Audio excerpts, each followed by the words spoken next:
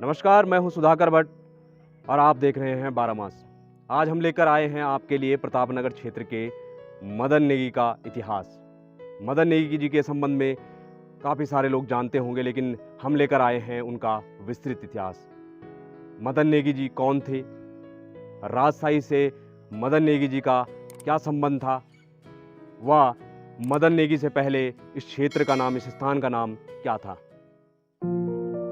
लगभग 700 वर्ष पूर्व पटुड़ी गांव से थोकदार बागा सिंह नेगी जी धारकोट नामक गांव में आकर बस गए थे। उनके पुत्र हुए श्याल सिंह नेगी जी। श्याल सिंह नेगी जी के पुत्र मदन सिंह नेगी जी हुए। मदन सिंह नेगी जी की एक बहन सुमेरा का विवाह बागुड़ी गांव में हुआ था। सुमेरा के पुत्र जीतू बगड़वाल हुए। जीतू बगड़वाल आज समूचे गढ़वाल में देवता के रूप में पूजे जाते हैं। इनका भी अपना एक अलग इतिहास रहा है। धारकोट गांव की शहरावा छानियाँ उस वक्त सांदना गांव में हुआ करती थी।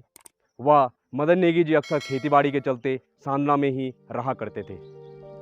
एक बार मदन सिंह नेगी जी ने खेतीबाड़ी के लिए नए बैलों की खरीदारी का मन बनाया और बहन सुमेरा के पुत्र यानी भांजे जीतू बगड़वाल तक रहबार भेजा कि समय निकाल कर आना, दोनों बैल खरीदने जाएंगे। एक दिन दोनों मामा भांजे बैलों के लिए अठुर चले गए। अठुर गांव अब टिहरी झील बनने के बाद डूब चुका है।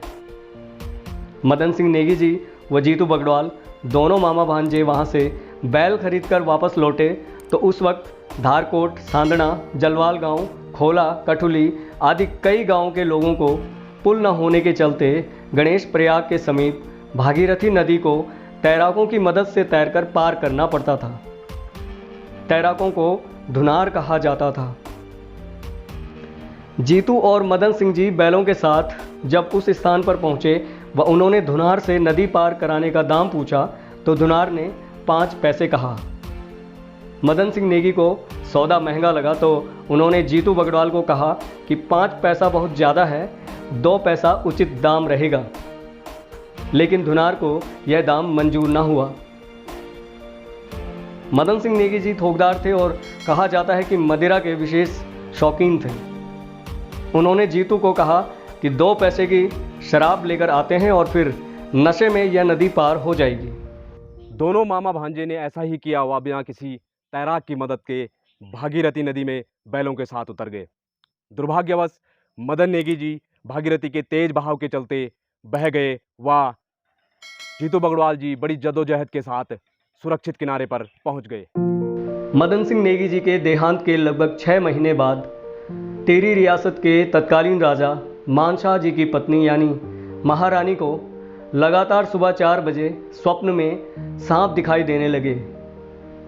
समस्या को गंभीरता से लेते हुए राजा द्वारा पंडित जी को समस्या बताई गई तो पंडित जी ने कहा कि आपके राज्य का कोई व्यक्ति 6 माह पहले नदी में डूबकर मरा है, जिसका दोष हो रहा है। राजा ने पूरे राज्य में पता किया कि कौन व्यक्ति नदी में डूबकर मरा तो पता चला कि धारकोट निवासी मदन सिंह नेगी का भागीरथी नदी के तेज बहाव के चलते देहांत हो गया। तो राजा द्वारा टिहरी राज दरबार में औजी दास को बुलाकर मदन सिंह नेगी जी का थौल दिया गया। मदन सिंह नेगी दरबार के एक चपरासी पर अवतरित हुए। अवतरित होने के बाद मदन सिंह नेगी ने राजा से अपनी नाराज़गी जाहिर करते हुए कहा कि अगर राज्य में व्यवस्थाएं सही होती व भागीरथी नदी के तट पर कोई पुल या रास्ता होता तो आज मैं जिंदा होता। उन्होंने कहा कि मेरे मंदिर का निर्माण ऐसे स्थान पर किया जाए जहां से टिहरी राज दरबार, भागीरथी नदी, मेरा गांव धारकोट व मेरे कुल देवता बूढ़ा केदार का मंदिर सब दिखाई दे सकें। राजा मानशाह ने माफ़ी मांगते हुए कहा कि अब ऐसा नहीं होगा। वह तत्काल प्रभाव में भागीरथी के तट पर एक लकड़ी के झूला पुल का निर्माण किया गया। थौलदार नामक स्थान की एक पहाड़ी पर मदन सिंह नेगी जी का मंदिर स्थापित किया गया। उसमें 4 दरवाजे रखे गए जिससे कि मदन सिंह नेगी जी के कहे अनुसार भागीरथी, धारकोट, राज दरबार व बूढ़ा केदार मंदिर स्पष्ट नजर आते हैं। राजा द्वारा थौलदार नामक उस स्थान का नाम मदन नेगी रखा गया जो कि आज प्रतापनगर क्षेत्र का एक बाजार बन चुका है। थौलदार पहले से ही रैका व धार मंडल के कई गांवों तक टेहरी से आवाजाही हेतु पैदल यात्रियों का पड़ाव हुआ करता था। प्रतापनगर राजधानी बनने के बाद भी राजा का मुख्य पड़ाव यहीं पर होता था।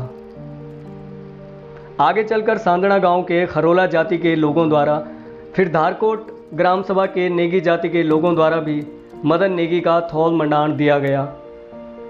हालांकि बाद में राजा द्वारा 20 गते बैसाख को एक तिथि घोषित की गई, जिस दिन से मदन सिंह नेगी जी की याद में थौल मंडान, मेला व भंडारे आदि का आयोजन वर्षों से होता आ रहा है।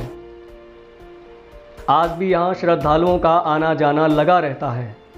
इस मंदिर की विशेषता यह है कि श्रद्धालु अपनी मनोकामना पूर्ण करने हेतु शराब इत्यादि चढ़ाते हैं। राजशाही के दौरान टेरी राजा द्वारा इस आयोजन का पूरा खर्चा वहन किया जाता था, जबकि मान्यता अनुसार आज़ादी के बाद टेरी रियासत का विलय लोकतंत्र में जब हुआ तो तत्कालीन राजा व राज्य सरकार के बीच थौल मेलों में शासन व्यवस्था को लेकर कुछ करार हुआ, लेकिन राज्य सरकार ने कभी इस पर कोई कदम नहीं उठाया। अब यहाँ आसपास के गांववासी मिलकर इस मेले का आयोजन करवाते हैं।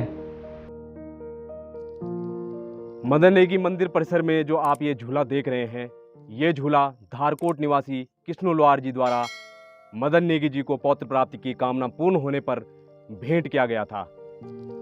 मनोकामना पूर्ण होने के पश्चात कृष्ण लोहार जी द्वारा 2 मण लगभग 80 किलो के लोहे का झूला भेंट किया गया, जो आज भी यहाँ मौजूद है, जो मदन सिंह नेगी जी के प्रति लोगों की आस्था व विश्वास का विशेष प्रमाण है। कहा जाता है कि एक बार मदन सिंह नेगी जी के पशवा व तत्कालीन राजशाही में चपरासी किसी भ्रमण पर मैखुंडी गांव पहुंचे। मैखुंडी स्थित काली मंदिर के समीप लोगों ने उन्हें कहा कि मंदिर के आसपास घोड़े से उतरकर पैदल चलना, अन्यथा काली माता का दोष होता है।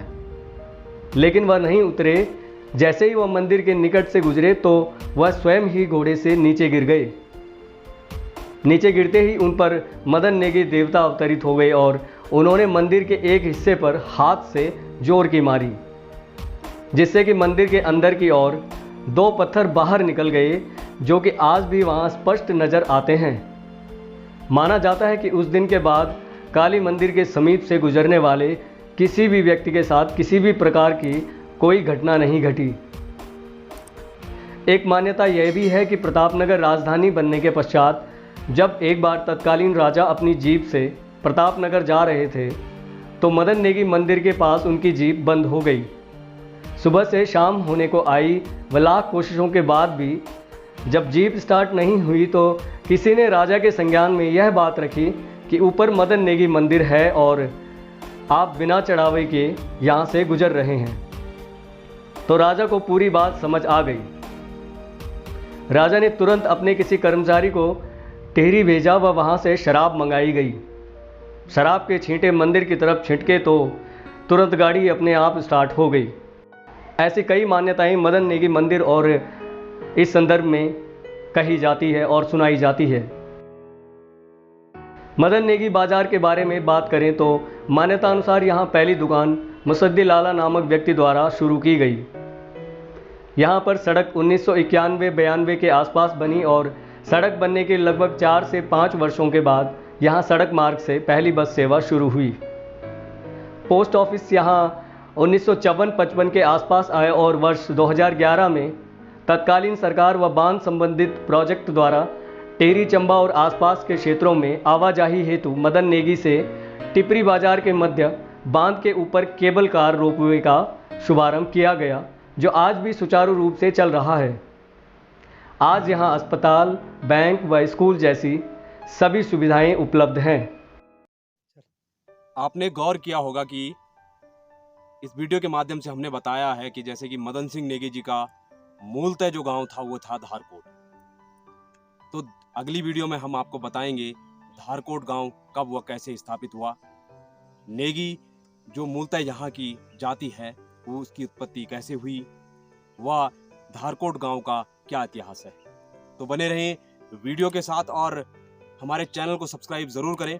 जितना हो सके वीडियो को शेयर ज़रूर करें व अपने परिचितों, खासकर युवा पीढ़ी व बच्चों तक हमारी वीडियो को पहुंचाने में हमारा सहयोग करें। व अगर आप चाहते हैं कि हम भी आपके क्षेत्र, आपके गांव के इतिहास पर शोध करें, तो हमें कमेंट सेक्शन में ज़रूर बताएं।